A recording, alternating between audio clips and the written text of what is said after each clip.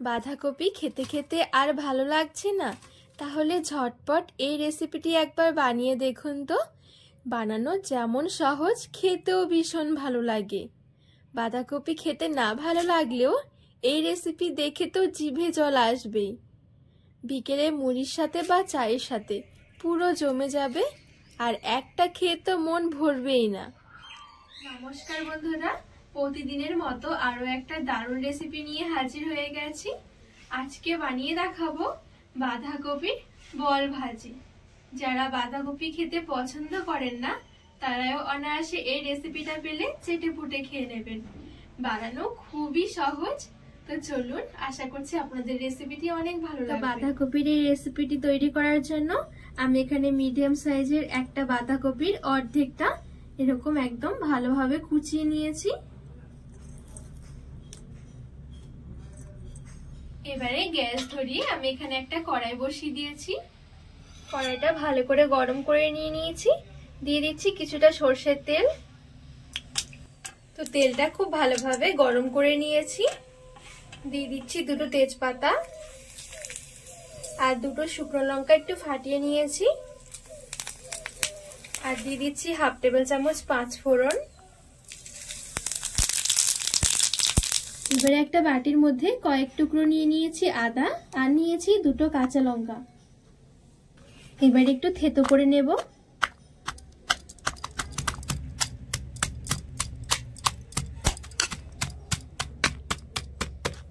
তো দেখুন, এখানে খুব সুন্দরভাবে আমি আদা আর কাঁচা লঙ্কাটা থেতো করে নিয়েছি।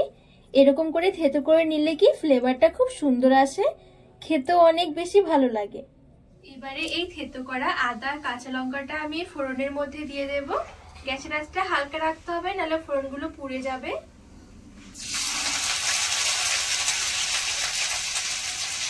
হালকা করে নেড়ে ছেড়ে একটু ভেজে নেব। হালকা যখন আদাটা ভাজা হয়ে যাবে, আমি এবারে যে এদিকে বাঁধাকপিটা কুচিয়ে রেখেছিলাম, এই কুচিয়ে রাখা বাঁধাকপিটা দিয়ে দেব।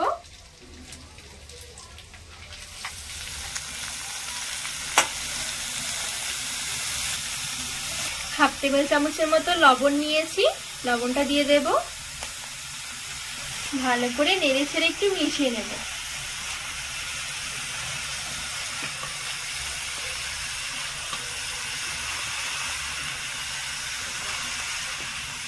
আর এখানে বাঁধাকপিটা নাড়াচাড়া করতে করতে অনেকটাই দেখবেন কমে আসবে। এবারে দিয়ে দিচ্ছি হলুদ গুঁড়ো, সামান্য দিয়ে দিচ্ছি ধনিয়া গুঁড়ো, সামান্য একটু দিয়ে দিচ্ছি গরম মশলার গুঁড়ো, সামান্য দিয়ে দিচ্ছি কাশ্মীরি লঙ্কার গুঁড়ো, আর সামান্য দিয়ে দিচ্ছি জিরের গুঁড়ো। এবারে মশলাগুলো দিয়ে একটু ভালো করে কষিয়ে নেব। এই মশলাগুলো দিয়ে নেড়ে ছেড়ে একটু মিশিয়ে নিয়েছি। এবারে একটু ঢাকা চাপা দিয়ে দেব, তাতে করে তাড়াতাড়ি করে বাঁধাকপিটা নরম হয়ে যাবে। আর গ্যাসের আঁচটা কিন্তু হালকা রেখে দিতে হবে।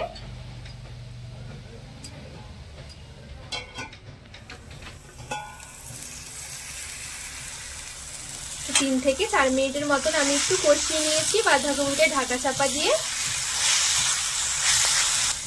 আর এখন দেখুন বাঁধাকপিটা খুব সুন্দরভাবে কিন্তু নরম হয়ে গেছে।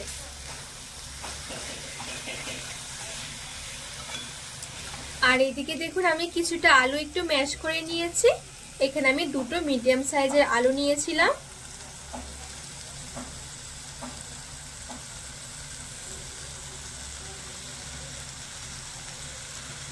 ভালো করে মিশিয়ে নেব।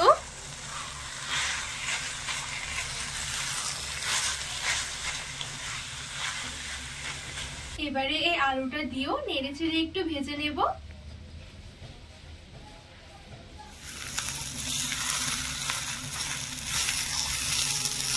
তো আলুটা দিয়েও নেড়ে চেড়ে একটু ভেজে নিয়েছি।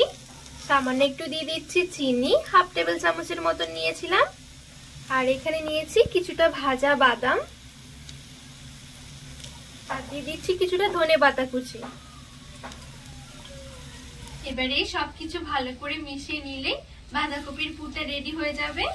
আর এই পর্যায়ে লবণটা একটু দেখে নেবেন ঠিকঠাক আছে নাকি। তো আমি প্রথমে যে লবণটা দিয়েছিলাম সব এখন ঠিকঠাকই আছে।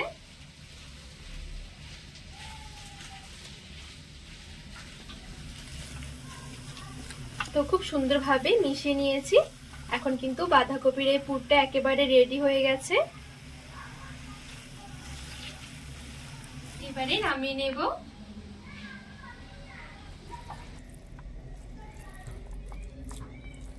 একটু ঠান্ডা করে নেব এবারে।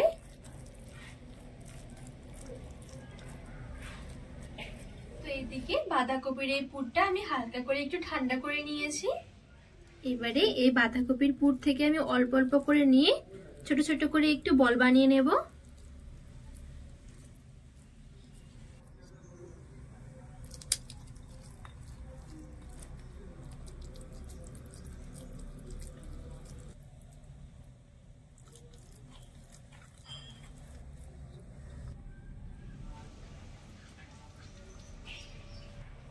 তো এই দেখুন খুব সুন্দরভাবে বাঁধাকপির পুর থেকে আমি এরকম মিডিয়াম সাইজ করে বল বানিয়ে নিয়েছি। এবারে ময়দা আর কর্নফ্লাওয়ারের একটা মিশ্রণ বানিয়ে নেব। তো এখানে নিয়েছি হাফ কাপ ময়দা, আর দিয়ে দিচ্ছি 2 টেবিল চামচ কর্নফ্লাওয়ার। যদি কর্নফ্লাওয়ার হাতের কাছে না থাকে শুধু ময়দা দিলেও হবে। একটু মিশিয়ে নিলাম।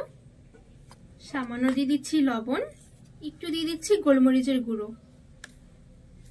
এবারে উপর থেকে দিয়ে দিচ্ছি হাফ কাপ জল। ভালো করে মিশিয়ে নেব। তো একটু মোটা হয়ে গেছে, আর একটু জল দিয়ে দিচ্ছি। তো এই দেখুন এখানে খুব সুন্দরভাবে একটা পাতলা করে একটা মিশ্রণ বানিয়ে নিয়েছি। খুব বেশি পাতলা নয়, আবার কিন্তু খুব বেশি ঘনও নয়। আর এইদিকে নিয়েছি কিছুটা বিস্কুটের গুঁড়ো। যদি হাতের কাছে না থাকে তাহলে রাক্স বিস্কুট আছে না, বা টোস্ট বিস্কুট, ওই বিস্কুটকে একটু মিক্সির মধ্যে ঘুরিয়ে বা হাতেও কিন্তু একটু গুঁড়ো করে নিতে পারেন। খুব সুন্দর কিন্তু বিস্কুটের গুঁড়ো হয়ে যাবে। এবারে এখান থেকে একটা বাঁধাকপির বল নিয়ে নিচ্ছি। এবারে বিস্কুটের গুঁড়োর মধ্যে একটু কোট করে নেব।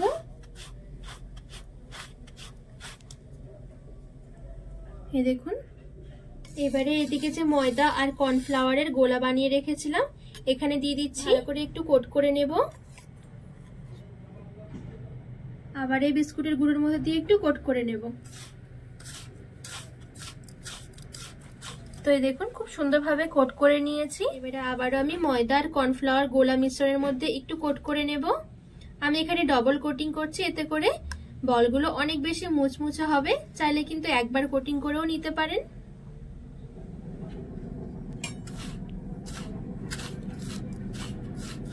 তো এই দেখুন খুব সুন্দরভাবে কোট করে নিয়েছি। এখানে কিন্তু একটা বাঁধাকপির বল রেডি হয়ে গেছে।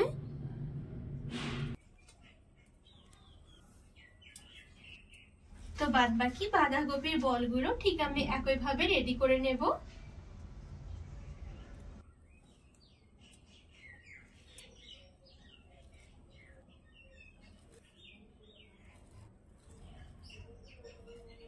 সবগুলো বাঁধাকপির বল আমি খুব সুন্দরভাবে রেডি করে নিয়েছি। এবারে এদিকে আমি কিছুটা তেল মিডিয়াম গরম করে নেব। তো এখানে তেলটা মিডিয়াম গরম হয়ে গেছে। এবারে বলগুলো এক এক করে তেলের মধ্যে ছেড়ে দেব। সবগুলো বল আমি তেলের মধ্যে ছেড়ে দিয়েছি।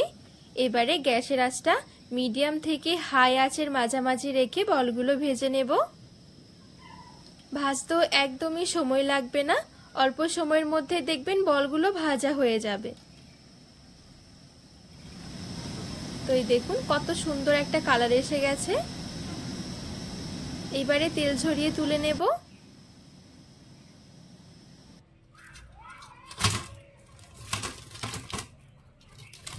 সবগুলো বাঁধাকপির বল ভাজা হয়ে গেছে। খাওয়ার জন্য একটু সসও নিয়ে নিলাম।